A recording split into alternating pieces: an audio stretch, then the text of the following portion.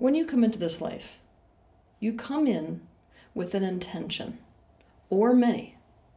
That intention is one of the big reasons why you incarnate into the specific circumstances that you call your life. For example, those specific parents, those specific life path potentials, at that specific time, in that specific city, and all the dynamics that those types of things give rise to.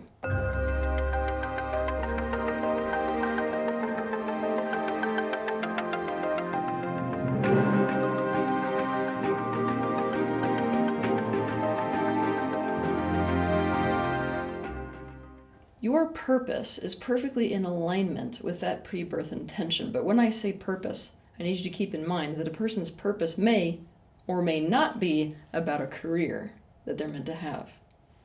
We like to think of trauma as an oppositional force to purpose.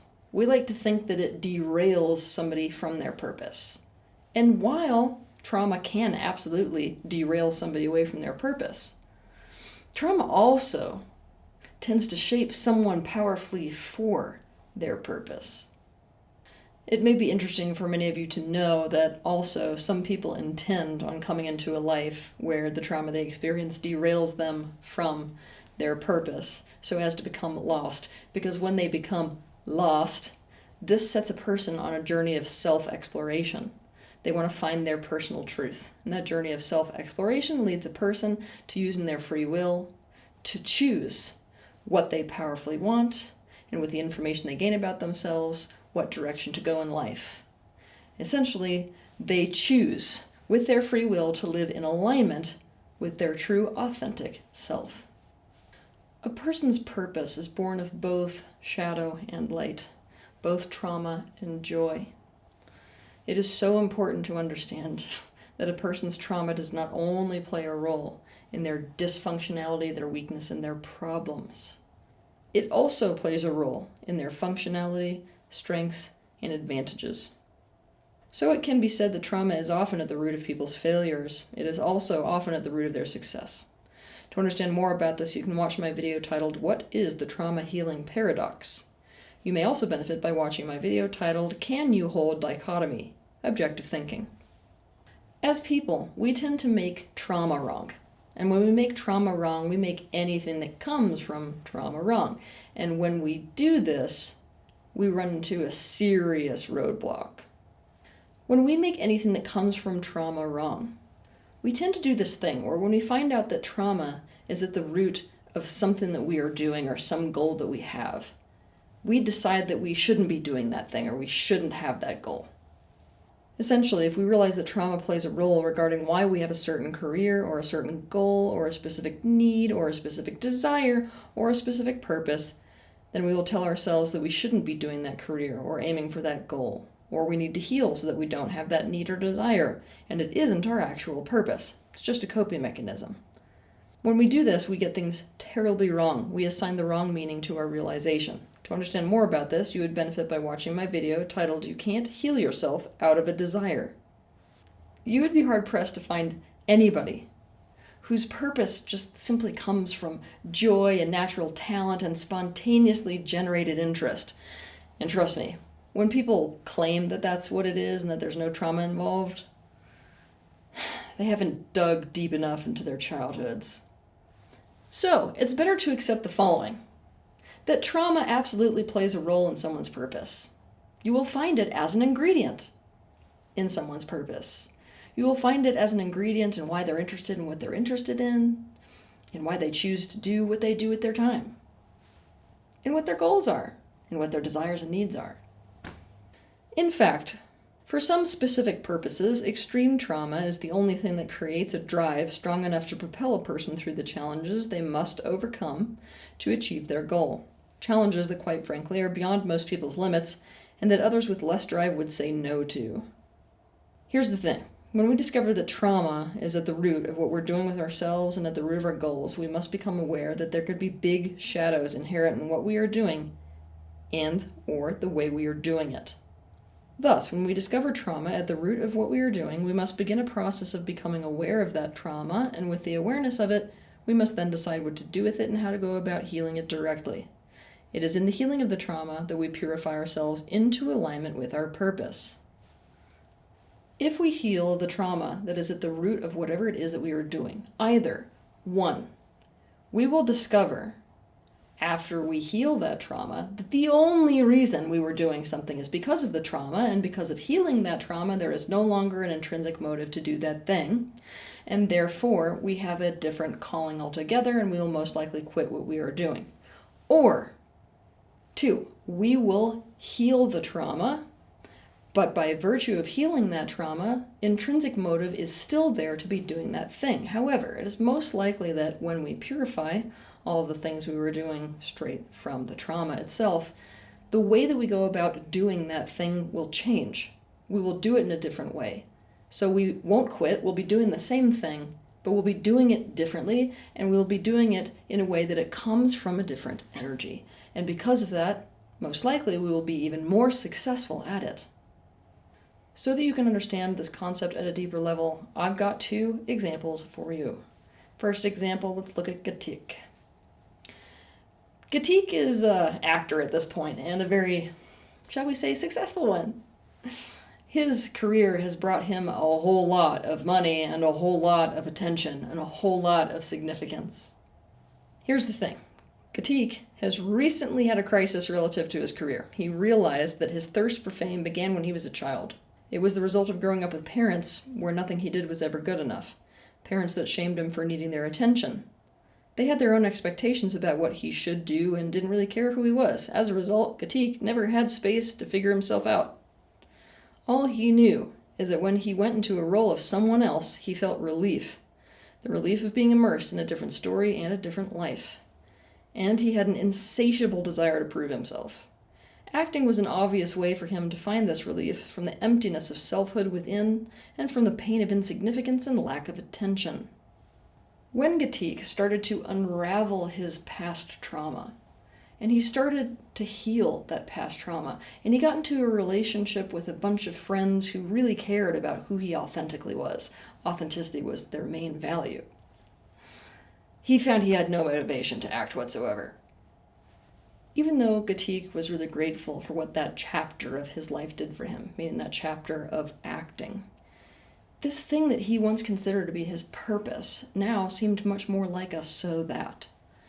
It wasn't that he liked it. In fact, he hated so many elements of it, it was insane.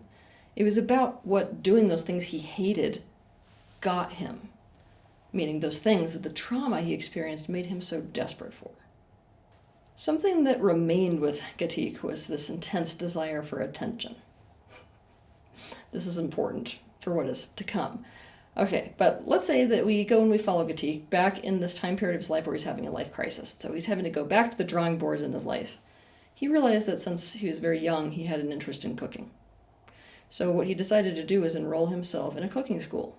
And there he got really interested in harvesting and preserving ancient grains and beans that were about to go extinct, and making food with those. And he found his absolute calling in life. Some years later, not only did he open a restaurant where he could serve those almost extinct species of plants, he also had his own cooking show. Okay, so what we would say is he is an example of what happens when you heal the trauma and you find that your purpose is something different. And that whatever it is that you did was a way of getting there, rather than the thing in and of itself. 2, Kathy is a therapist who specializes in marriage and family therapy. Recently, Kathy's become aware of just how much her desire or decision to become a therapist had to do with the dysfunction in her own family. Her trauma was that she always felt super confused and afraid of all the conflict that was happening all the time. The family dynamics created huge instability, and all the gaslighting made her feel insane. Also, when her parents split up, she could not get over needing to figure out how to have been able to prevent it. When Kathy found psychology, she found the promise of being able to figure it all out. Not only that, she found something that could provide stability and sanity, and she could take that stability and sanity and go and give it to other people so that they would act in a way that made her feel safe in the world. When Kathy first realized how much her own childhood pain and unsafety was playing into her decision to be a therapist in the first place, She started to doubt how pure her practice was, so she took some time off to really face this element of her profession. In this process, Kathy found that underneath that trauma was a genuine love of working through problems, and a love of the intimacy and deep conversations that she could have with people, and a deep intrinsic interest in understanding people and all the research around the human mind. Kathy realized that without having experienced her past, she would not have the grasp of this subject or the understanding for the people who came to see her that she would have without that trauma. So she could very easily see at this point that her trauma played an integral role in preparing her for this ultimate purpose. By the way, which was to be a therapist. However, some things changed.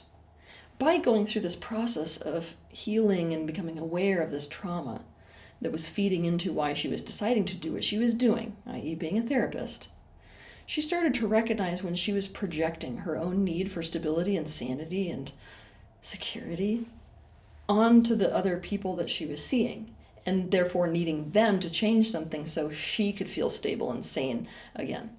And when she feels that projection, she owns it now, and she deals with it in a way that's internal and not externalized with her clients.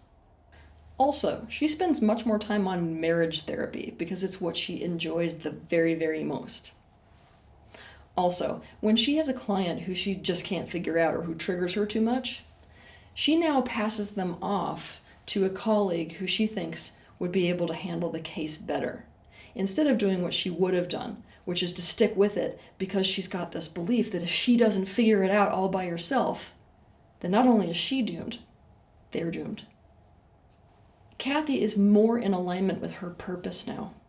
This process of healing did not cause her to change course.